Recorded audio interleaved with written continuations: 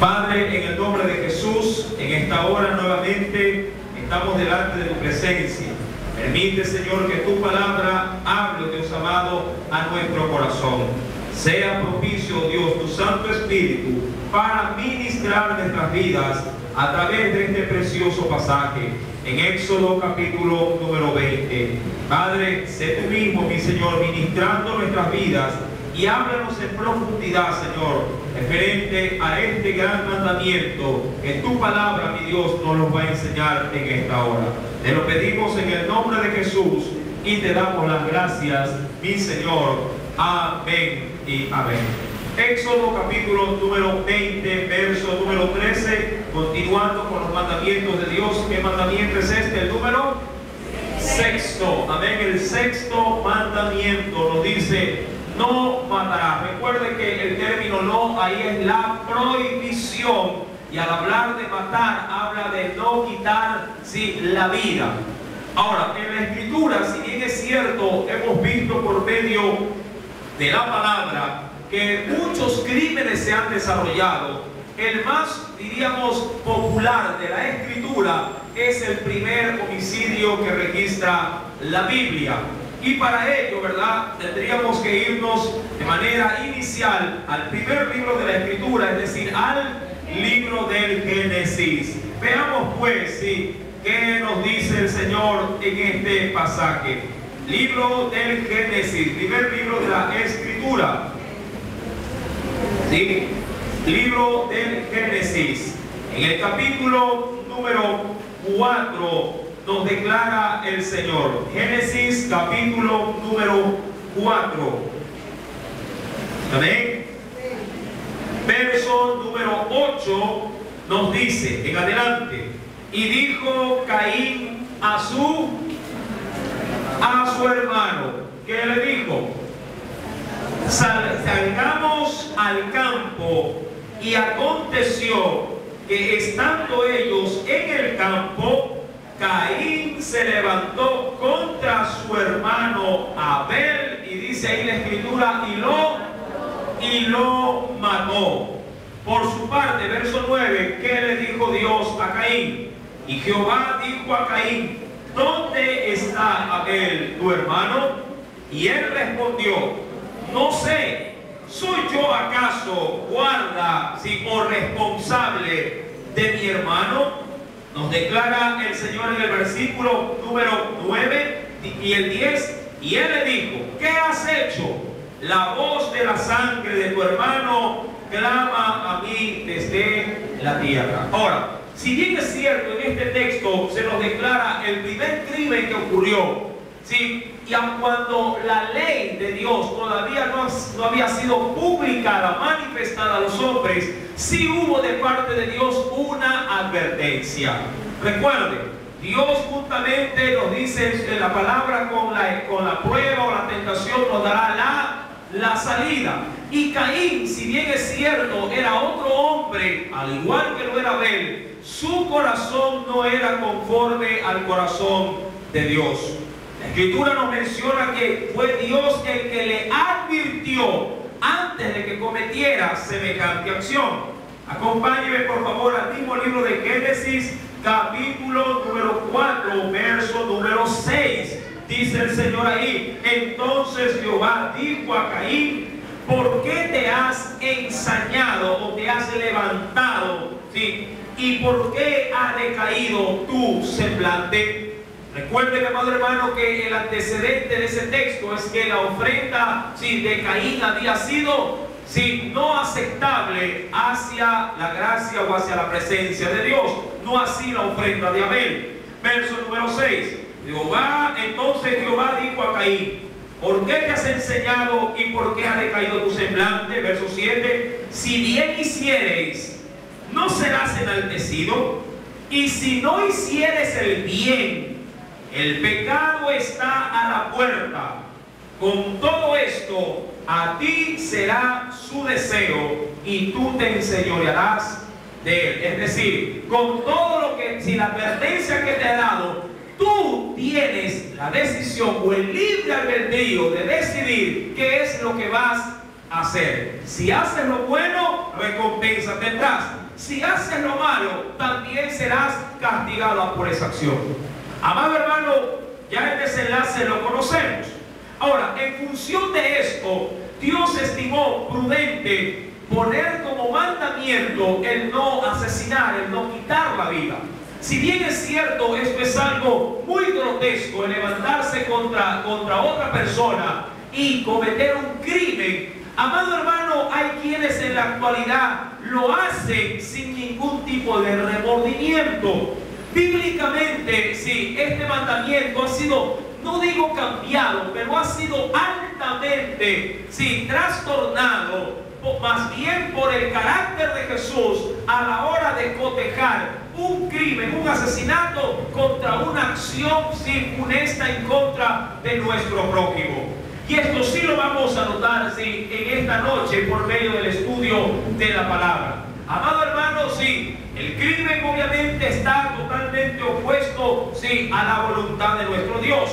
Pero, mi amado hermano, las leyes terrenales también avalan el asesinato, pero en función de un castigo o una reprensión que va en función de nuestras acciones. Aún Dios mismo, mi querido hermano, establece la pena capital, la pena de muerte, cuando uno quebranta sus mandamientos. De hecho, recordando, mi querido hermano, cuando vamos a estudiar, solamente para muestra un botón, vayamos al libro de Levítico, en el tercer libro de la Biblia, libro de Levíticos.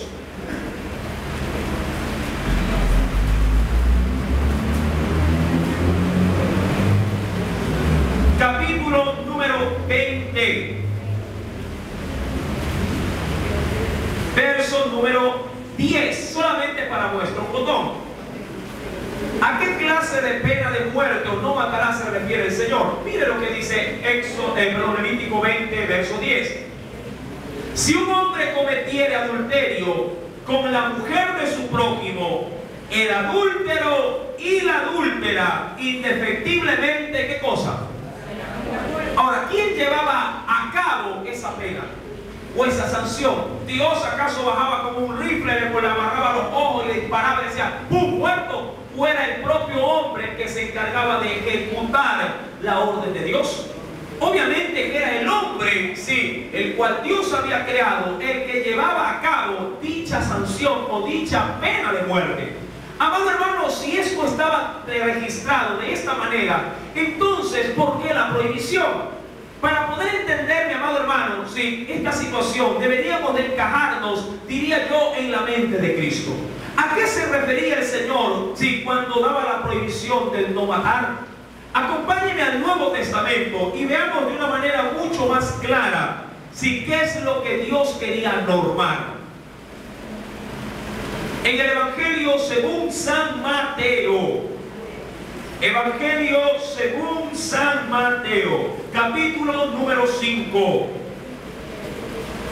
algo mucho más profundo estaba escondido en este mandamiento. ¿Ya lo tiene?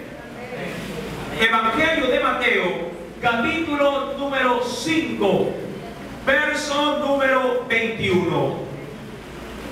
Oísteis que fue dicho a los antiguos, es decir, a la antigua generación: no matarás. Y cualquiera que matare, dice ahí, será culpable de juicio. Ahora, la norma para matar, sea esta voluntaria o involuntaria, estaba debidamente establecida en el Antiguo Testamento. De hecho, cuando una persona mataba a alguien de manera accidental, la Biblia sí descubría y le daba a conocer al hombre que había ciudades de refugio para ahí guardar, en este caso, al ofensor, hasta que de pronto la ira de los familiares pasase y este hombre con el tiempo pueda nuevamente volver a su lugar. De hecho, había hombres que se encargaban de juzgar justamente si el delito que se cometía era con intención o era accidental. La Escritura nos dice en Mateo capítulo 5 que oímos que fue dicho a los antiguos: no matarás, y cualquiera que matare será culpable de juicio. Ahora, verso 22, Jesús le cambia, no digo el parámetro bíblico, sino que le da una perspectiva mucho más amplia. Tan amplia, hermano, que nos expone frente a este mandamiento. Verso 22, pero yo os digo que cualquiera que se enoje contra su hermano, y está hablando en sí mismo de su prójimo, contra su hermano, será culpable de juicio. Verso número 22. Será, dice ahí, y cualquiera que diga necio ahí a su hermano será culpable, dice ahí, ¿qué cosa? Ante el concilio. Ahora, hay dos términos que quiero analizarlos. Primero, cualquiera que dice ahí se enoje contra su hermano. El término enojo en este texto bíblico, en el griego, significa enojarse sin causa. Enojo sin causa o sin respaldo. Es decir, un enojo en el cual, sin justificación alguna, se levanta en el corazón a manera de amargura, a manera así, de pronto de un sentimiento adverso en contra de alguien, pero sin una razón justificable. Y adicionalmente, otro término es el término necio. El término necio en el original significa raca, así tal como se oye, raca. Y esto significa palabra despectiva. El término necio hacía referencia a tratar despectivamente a su prójimo sin razón alguna. Cuando Jesús comparó el texto o la ley con respecto al no matarás y al trato que se le daba al prójimo en la sociedad en la que él vivía, Jesús pudo establecer que era algo similar, como que si le estuviera dando muerte a su prójimo cada vez que a este se le trataba de una manera, diríamos, una manera desagradable, una manera despectiva. Y es verdad, mi querido hermano, usted puede matar a alguien, muchos dicen con la indiferencia. Usted con un falso testimonio puede matar, en este caso, la imagen de una persona. Si usted le dice a alguien a manera de mentira, que esa persona es un ladrón, yo le aseguro que en ningún lado le van a dar trabajo. Y lo ha matado a su hermano, ha matado a su prójimo por el descrédito que le ha causado. De hecho, mucha gente dice, bueno, cuando el río suena es porque piedras trae. Es decir, algo ha de haber de cierto. Amado hermano, mucha gente, al no tener compasión de su hermano, tira abajo todo un testimonio y de hecho un estilo de vida, simplemente porque le cayó mal de plano una determinada persona. A usted y a mí nos ha pasado algo similar aún en nuestros centros educativos. Es el primer día de clases, nadie se conoce con nadie. Pero, oh sorpresa, una persona viene a usted, le habla le establece un diálogo y esa persona le cae bien. Pero más allá, más adelante, en el mismo día, otra persona que de pronto viene con un lunar en la frente, a usted no le gustó y dice, esa persona me cae mal. Y automáticamente, de ahí en adelante, usted nunca más se junta o logra o quiere hacer el intento de juntarse con esa persona. Así de voluble, así de inconstante y diríamos así, de alocados somos a la hora de cotejar frente al prójimo una relación. Lo mismo sucede en una iglesia. En una iglesia muchas veces, no digo en esta, pero en una iglesia sí puede hacerse de exclusión de unos y se puede hacer comunión con otros, reconociendo que en Cristo todos debemos de ser hermanos en la fe, y tanto amor debe de tener para el hermano que usted lo busca, que se sienta al lado de él y lo saluda, como el hermanito que usted de pronto ni siquiera el nombre le sabe y se siente en la última silla del rincón de la iglesia. Amados hermanos, esa conducta fue la que Jesús vio en su sociedad, y cuando la trajo al texto bíblico de no matarás, el Señor la amplió de una manera, muy extensa. Ahora, dicho esto, mire lo que continúa diciendo el verso número 22. Pero yo os digo que cualquiera que se enoje contra su hermano será culpable de juicio.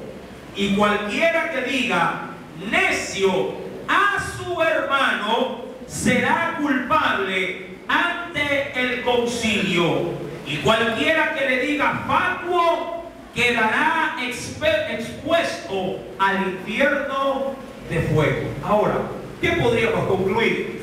Para el Señor lo mismo es tomar un arma, ponerla en la frente de un individuo y tirar del gatillo quitándole la vida, que ponerse frente a su hermano o frente a su prójimo, mandarlo al diablo por cualquier tontería y nunca más hablar. La acción cometida para el Señor es similar en cuanto a sanción. En cuanto a sanción, dicen ambos quedarán expuestos, dice ahí a qué? Al infierno, versículo número 22, sí, quedarán expuestos al infierno de fuego.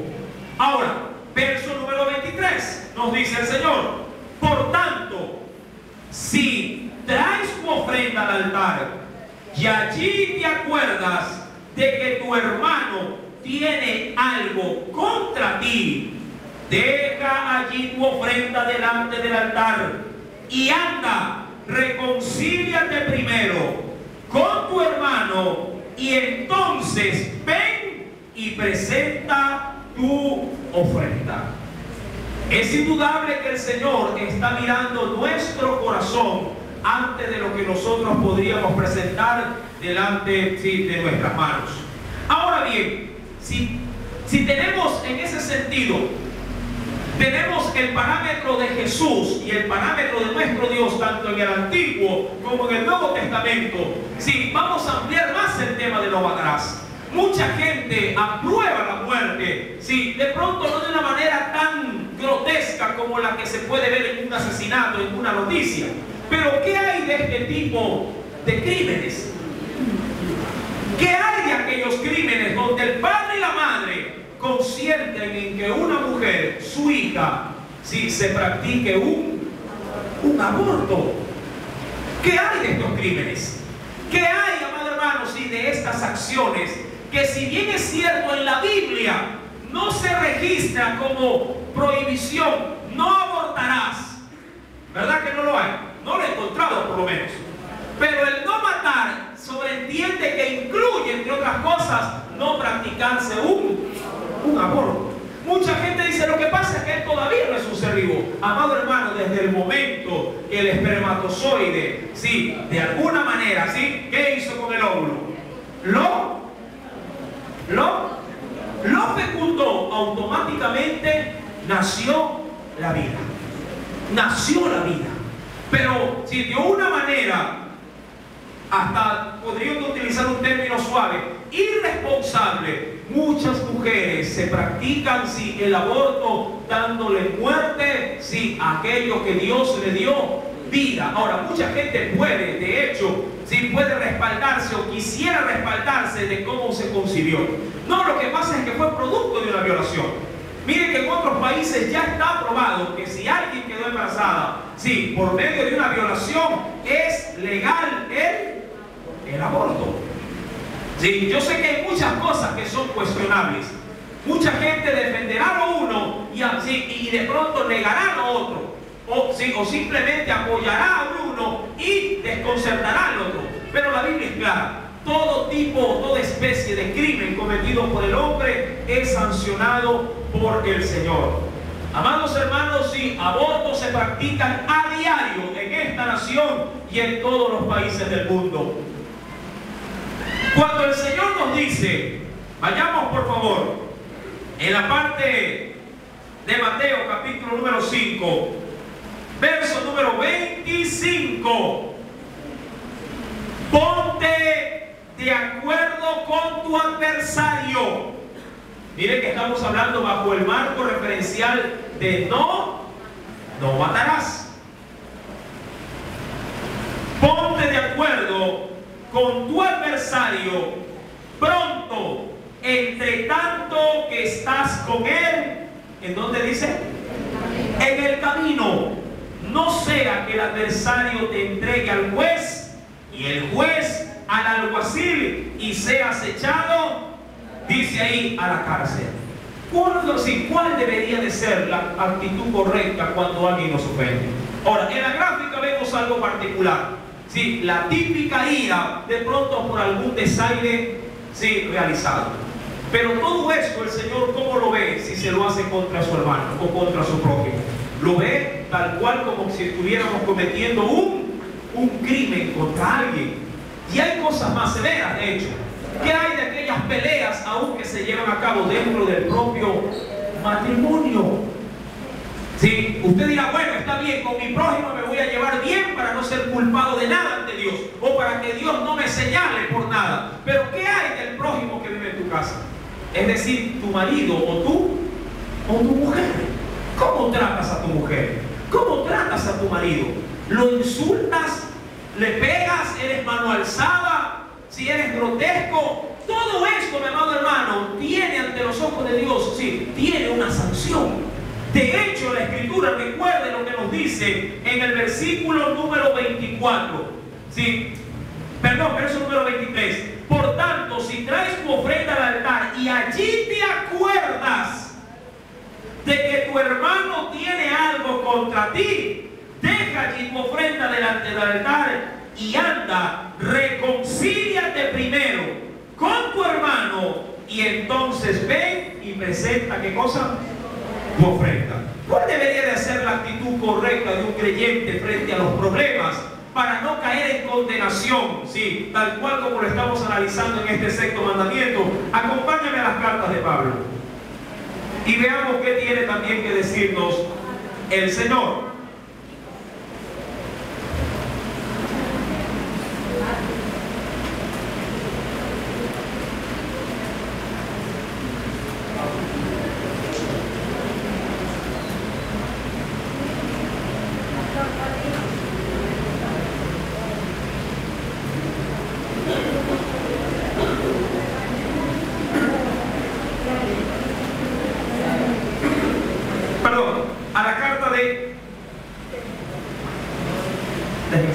Está pasando un texto bíblico. Santiago, vamos con Santiago. Carta de Santiago, no del apóstol Pablo, sino de Santiago.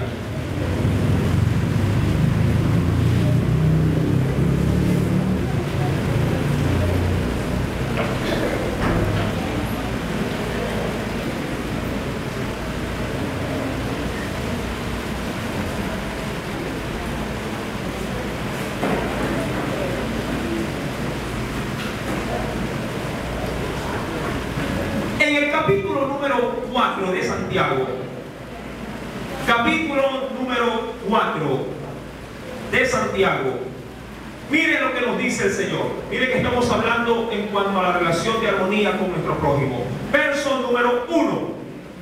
¿De dónde nos dice el Señor? ¿Qué nos dice el Señor? ¿De dónde vienen? ¿Qué cosa? Pregunto, ¿qué producen las guerras?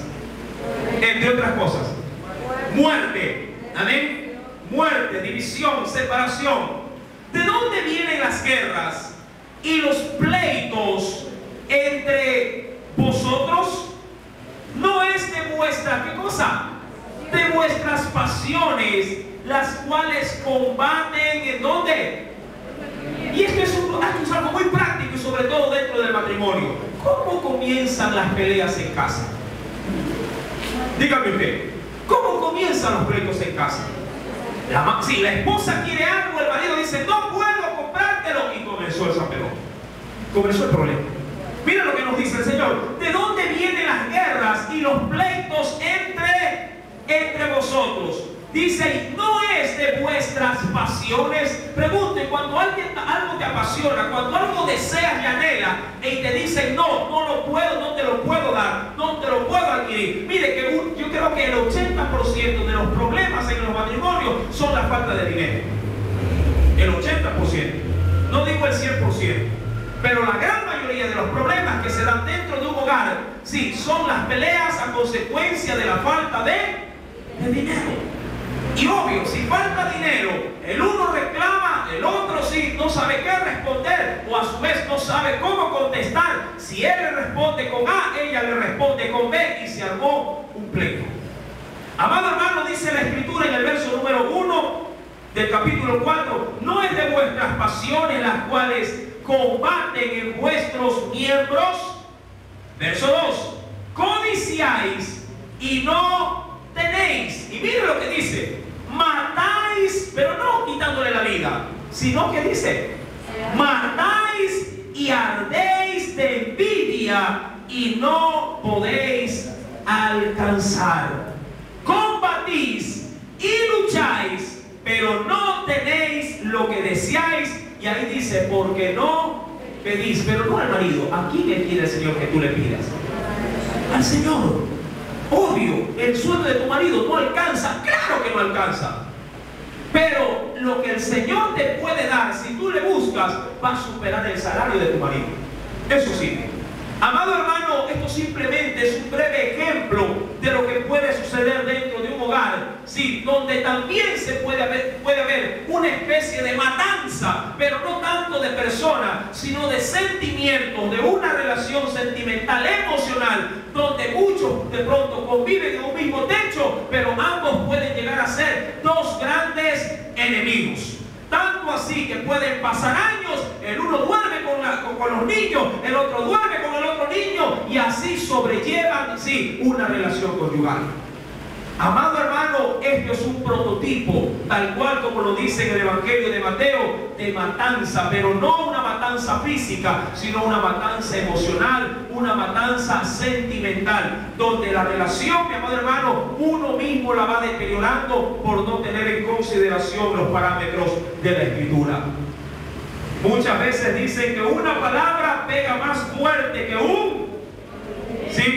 un golpe, y es verdad. Una palabra grotesca puede matar, sí, la relación puede matar el amor de su pareja. Sí, vayamos por favor a otro pasaje bíblico.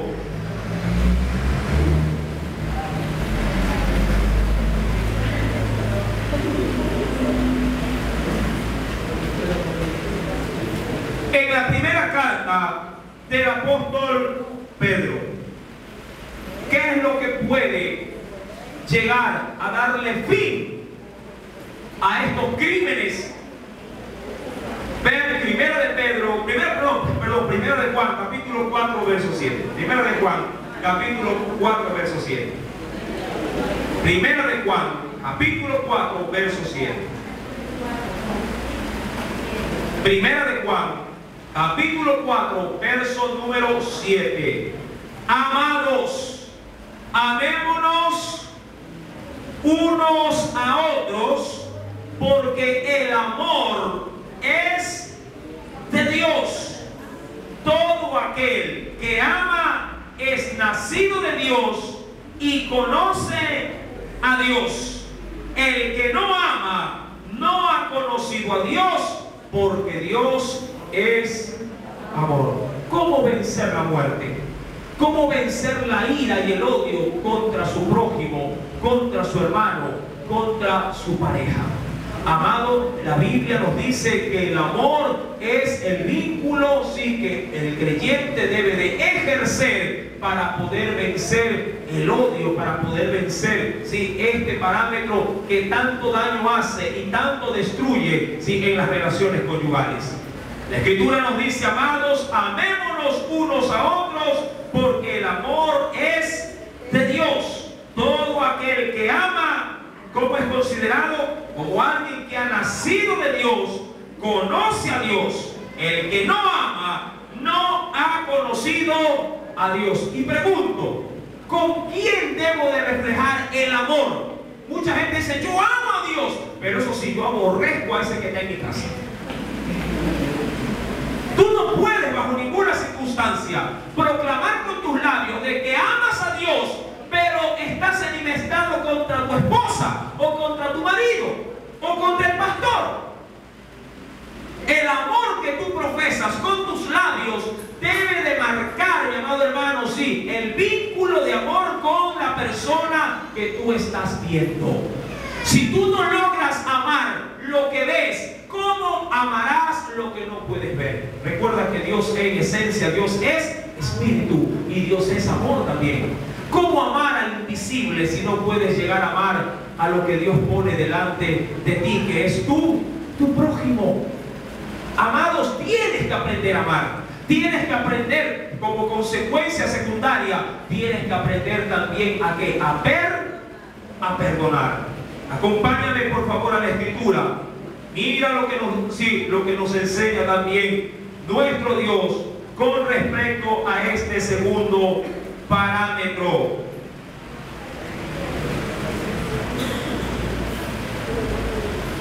Nos dice, sí, acompáñame por favor al Evangelio según San Mateo, capítulo número 6. Evangelio de Mateo, capítulo número 6.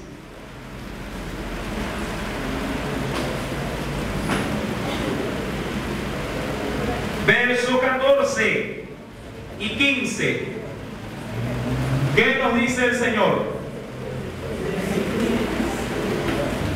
Una ilustración. ¿Lo tiene?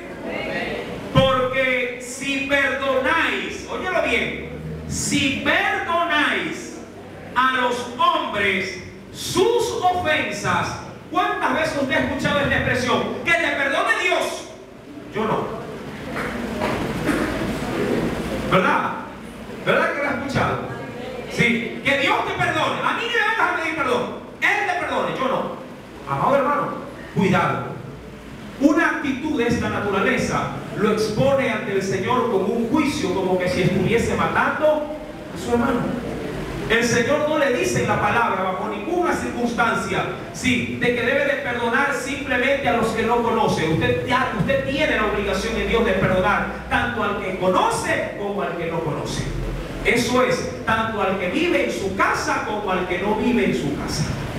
Mucha gente está dispuesta a perdonar al vecino, dispuesta a perdonar a la comadre, dispuesta a perdonar al compañero de trabajo, pero no está dispuesto a perdonar ni a su hijo, ni a su marido, ni a su padre, ni a su madre.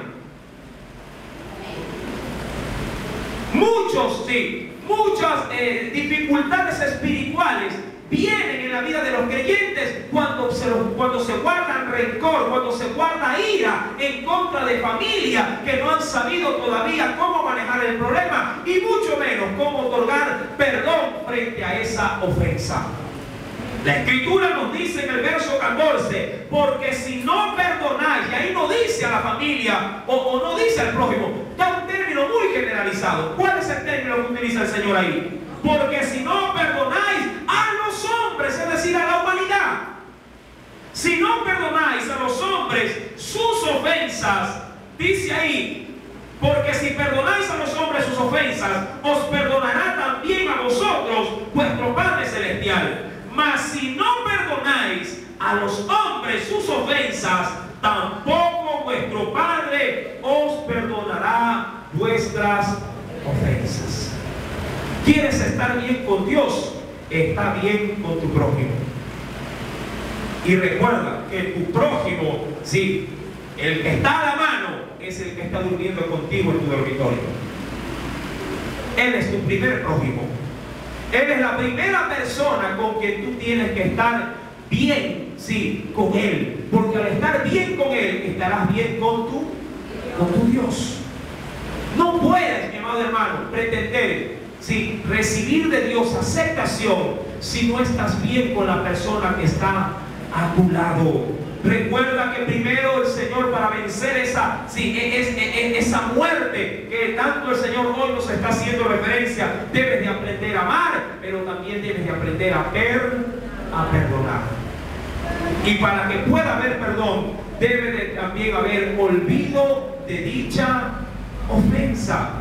Recuerda, mi querido hermano, que el Señor ha tirado a lo profundo de la mar todos nuestros pecados y no se ha acordado más de ellos. El problema que tenemos, sobre todo en los hogares, es que la ofensa aparentemente se perdona, se besan, se reconcilian. Mañana en la primer pleito le recuerda el pecado de hace 10 años. Es lo primero que sucede. Sí, y el marido ahí le dice, pero si ya me perdonaste. Lo que pasa es que eso que me hiciste, aquí todavía la tengo. Digo, ¿dónde está el perdón?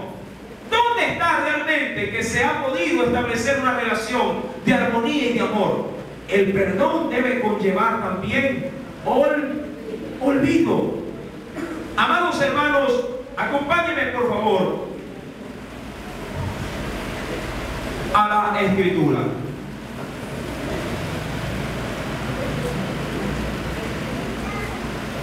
Nos dice el libro de, acompáñenme al libro de Ezequiel.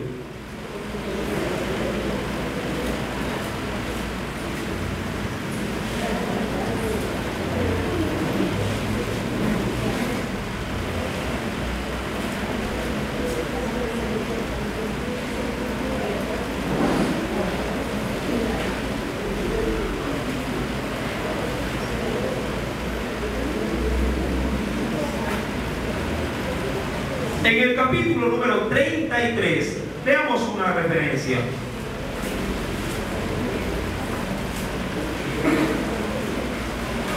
Hay una gran advertencia, sobre todo para el pueblo del Señor. Ezequiel capítulo 33.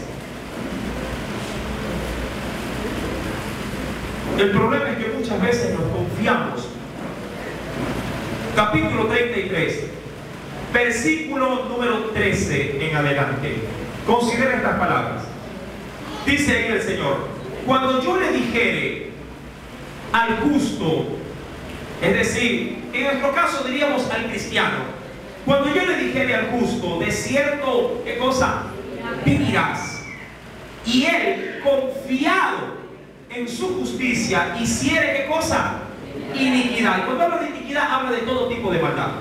Sí. Entre otras cosas, sí, la falta de perdón. Entre otras cosas. Sí, cuando dice aquí que en su justicia, y si él confiado en su justicia, hiciere iniquidad, todas sus justicias, dice ahí, no serán, ¿qué cosa? No serán recordadas, sino que morirá por su iniquidad. ¿Qué cosa? ¿Qué hizo? ¿Cuál? ¿La que hizo hace el año pasado? No, la iniquidad que hizo en ese momento. Amado hermano, la Biblia nos dice que cuando el Señor nos perdona una vez y por completo. Pero si usted, confiado en que Dios ya lo limpió de su pecado, pero vuelve a hacer maldad, usted necesita volver a obtener perdón de Dios. Pero para poder obtener perdón, ¿qué leímos nosotros en Mateo?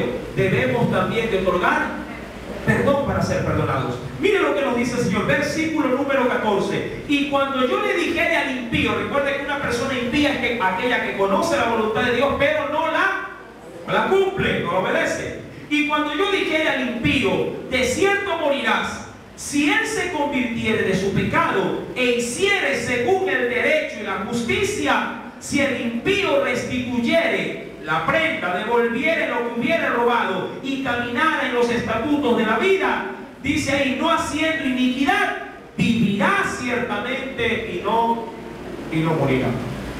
Amados hermanos, Dios, sí, en ese sentido es tajante.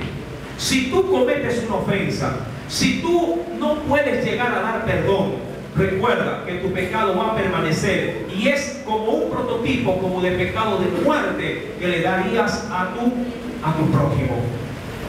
Adicionalmente, acompáñame por favor a la Escritura. Vayamos al Antiguo Testamento y veamos un precedente muy grande referente a cómo poder manejar una situación difícil. En la primera carta de los Reyes,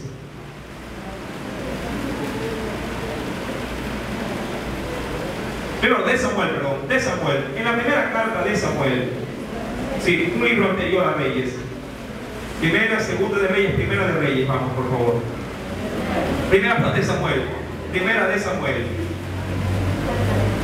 de Samuel, veamos un precedente muy fuerte, capítulo 19, primera de Samuel, capítulo 19.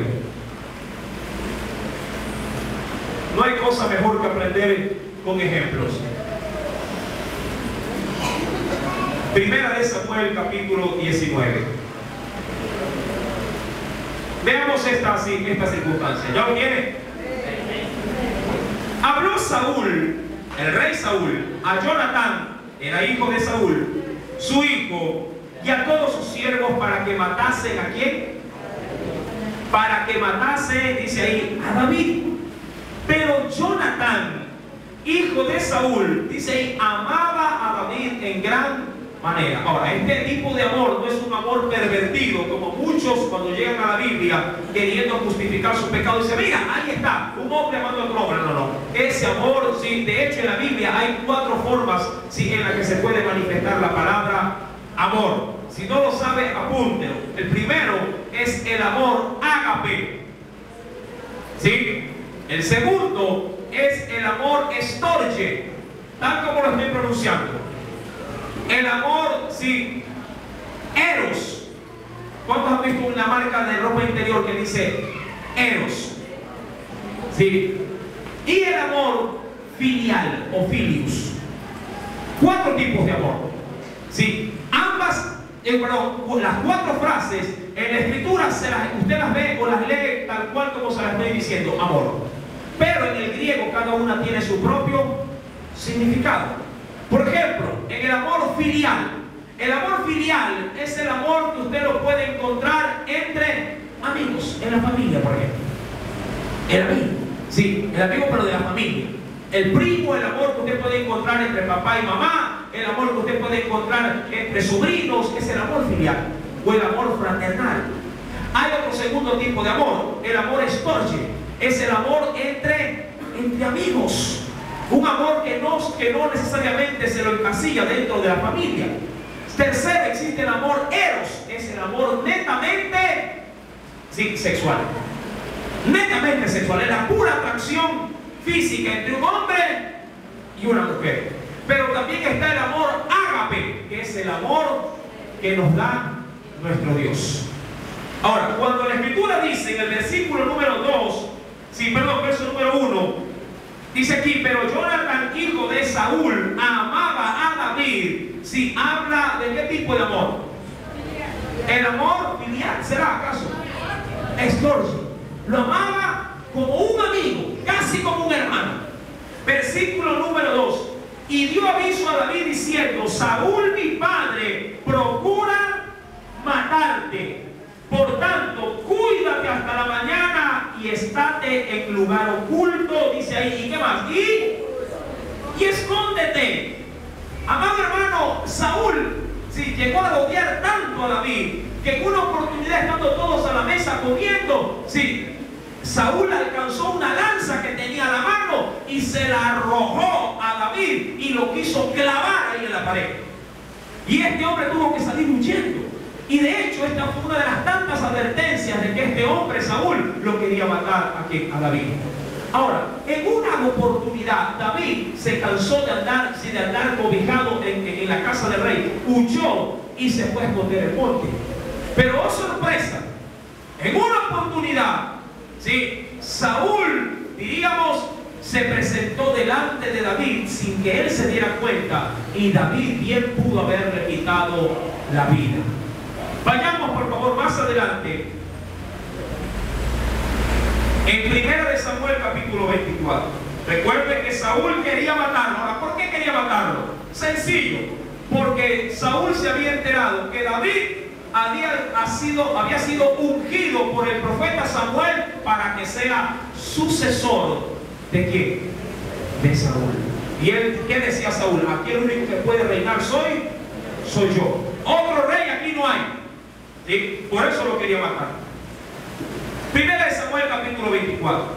Cuando Saúl volvió a perseguir a los filisteos, le dieron aviso diciendo, he aquí David está en el desierto de Engadi. Y tomando Saúl, ¿con cuánto lo fue a buscar? Con 3,000 hombres escogidos de todo Israel, fue en busca de David y de sus hombres por las cumbres de los peñascos de las cabras monteses. Ahora pregunto, ¿qué estaba haciendo? ¿De expulsión Saúl? No, estaba buscando a David para matarlo. Verso número 3. Y cuando llegó a un redil de ovejas en el camino, donde dice ahí había una cueva, entró Saúl en ella, y ahí menciona, dice ahí, para cubrir sus pies. Eso es un buen término. De hecho, hay muchas Biblias que sí lo dicen, sobre todo en las nuevas versiones. Entró Saúl ahí a hacer sus necesidades biológicas. Eso era cubrir sus pies. Sí, entró a hacer sus necesidades. Entró en ella para cubrir sus pies. Y David dice ahí, y mire la sorpresa, y sus hombres estaban sentados en los rincones de dicha cueva. Ahora usted sabrá muy bien que cuando uno entra en un lugar oscuro de una manera abrupta, aun sí, de manera muy repentina, uno queda enceguecido, ¿verdad? Cuando usted entra a un lugar oscuro de una manera repentina, usted no puede tener la magnitud de poder apreciar, ¿sí?, con toda su totalidad, sí, al 100% su visión. Pierde habilidad para ver hasta que su vista se acople al lugar que está sin luz. Verso número 3. David recuerda y sus hombres estaban sentados en los rincones de la cueva. Verso 4. Entonces los hombres de David le dijeron: he aquí el día que te dijo Jehová, he aquí que entrego a tu enemigo en tu mano, y harás con él como te pareciere. Y se levantó David y calladamente cortó la orilla del manto de Saúl. Después de esto, se turbó el corazón de David porque había cortado la orilla del manto de Saúl. Y dijo a sus hombres: Jehová me guarde de hacer tal cosa contra mi señor, el ungido de Jehová, que yo extienda mi mano contra él, porque es el ungido de Jehová. Cualquiera que hubiera dicho: qué bruto que es David, aquí se acaban tus problemas, David, mátalo y automáticamente posesiónate como rey. Véngate, mira que él te ha querido matar en muchas oportunidades, es el momento propicio para pagarle con la misma moneda. ¿Qué dijo Jesús referente a esto de pagar con la misma moneda? Acompáñame por favor rápidamente para concluir al Evangelio de Mateo, capítulo número 5, verso 38. ¿Lo tienes? Oísteis que fue dicho: ojo por ojo y diente por diente. ¿Cuántas veces así actuamos en el hogar? Ah, tú me pegaste. Ah, tú me insultaste. Aquí te vuelvo más fuerte. Ah, sí, a eso me dijo la comadre. Ay, ella no sabe de lo que yo estoy hecha. Y va, y le hace problema. Cuidado, a mí nadie me ha venido a contar su vida. Simplemente estoy trayendo a cotación, sí, lo que dice la gente. Oíste que fue dicho: ojo por ojo y diente por diente. Pero mire la recomendación del Salvador para nosotros. Pero yo os digo, no resistáis al que es malo. Es decir, no pelees con él. No te atrevas siquiera, ¿qué cosa? Sí, a buscarle, sí, respuesta alguna. Dice: no resistáis al que es malo. Antes, a cualquiera que te hiera en la mejilla derecha, vuélvele también. Qué duro que es esto, dicen muchos. Ah, no, hermano, pues ¿cómo le voy a dar más de lo que le puedo estar sacando de la otra mano? Amado hermano, sí, ¿de qué estamos hechos, la verdad? ¿Del amor de Dios o estamos hechos de ira? Estamos hechos de malicia. Yo sé que es duro. Nadie está diciendo que esto es fácil de vivir. Más bien, muchos de los discípulos, luego de una larga exhortación de Jesús al pueblo, muchos le dijeron: Señor, dura es esta palabra. ¿Quién la podrá soportar? ¿Quién la podrá resistir? Amado hermano, pero recuerda que la obra, sí, no la haces tú. La obra la hace el Espíritu Santo en tu vida cuando tú te dejas moldear en sus manos. ¿O es que acaso crees que el Señor se ha olvidado lo duro que es para ti vivir esta palabra? ¿Es que acaso tú no crees que el Señor se ha olvidado o no tiene en cuenta tu temperamento, tu carácter? Pero recuerda, el Señor te llamó con ese carácter para moldearlo al carácter de Cristo. El Señor te llamó con ese temperamento para moldearlo al temperamento de Cristo. Amén. Mira que Jacob y Juan eran conocidos como los hijos del trueno, gente violenta, gente de temperamento fuerte. Cuando ellos iban a predicar y en las aldeas no lo recibían, le regresaban donde el maestro y le decían: Señor, mejor oremos para que caiga fuego del cielo y los consuma todos. Y un día el Señor le dijo: un ratito, cuidado, yo no he venido a destruir las almas, sino a que las almas sean salvas. Mucha gente actúa así en el matrimonio. Ay, como este marido que tengo es terrible, Señor, llévatelo. Y está orando para que se muera el marido. Hay otros que oran para que a lo mismo haga el Señor, pero con la esposa. Llévatela, Señor. Dame la idónea, porque esta es demonia.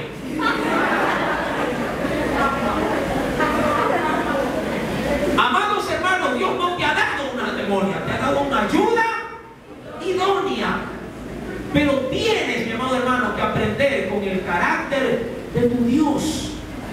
Si ella te hace problema, si él te hace problema, amado hermano, tus rodillas deben de ponerse en acción para que el carácter fuerte de ella o de él se moldee al carácter de Cristo. Pero tú le enseñarás el Evangelio como una forma de vida, no alzándole a la alabanza, sino alzándole las virtudes que Dios ha puesto en tu corazón. Eso es lo que tienes que hacer.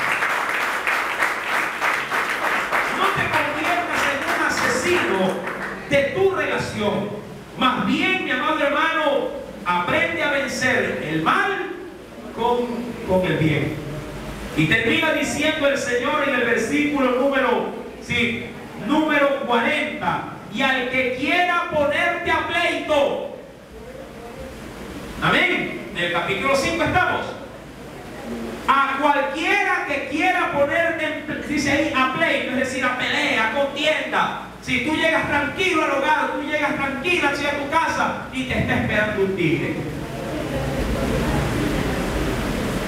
Yo he escuchado muchos testimonios aquí. Hermano, me voy con una bendición, una paz, y todo es que llego al infierno de mi casa, oiga, y ahí comienza.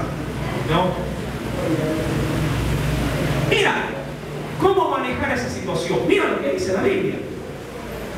Cualquiera, dice ahí, ¿verdad? Verso número 40: al que quiera ponerte a pleito y quitarte la túnica, ¿qué cosa dice ahí? Déjale también la capa. ¿Qué significa ese término en buena ley? Si ella te reclama, si él te reclama, pero mira la hora que viene, que tal cosa, mira que es de noche y está saliendo el sol, no importa, concédela.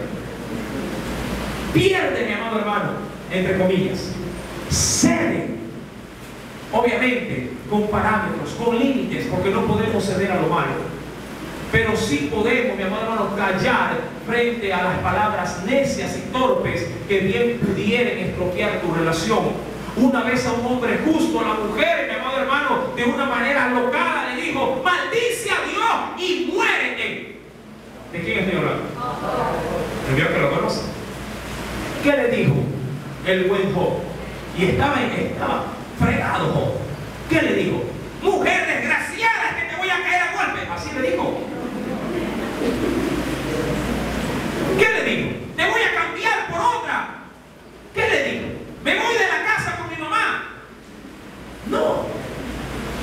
Bien dice la Escritura que la blanda respuesta aplaca o quita la ira. Siempre vemos como una mujer facua a hablar, como una mujer insensata. No se puso pico a pico con ella, no le replicó, no la mandó también bajo la maldición con que ella la había maldecido. Amado hermano, aprendamos a ser sabios, así como la mujer sabia edifica su casa, el varón sabio también edifica su matrimonio. Amén. No podemos pagar mal por mal. Dice el Señor: y cualquiera que te obligue, en el verso 41, a llevar carga por una milla, ve con él 2. Al que te pide, dale, y al que quiere tomar de ti prestado, no se lo rehuses.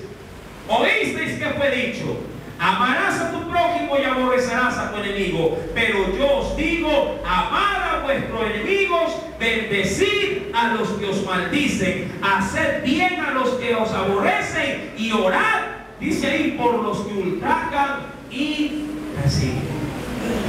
Amado hermano, no matarás.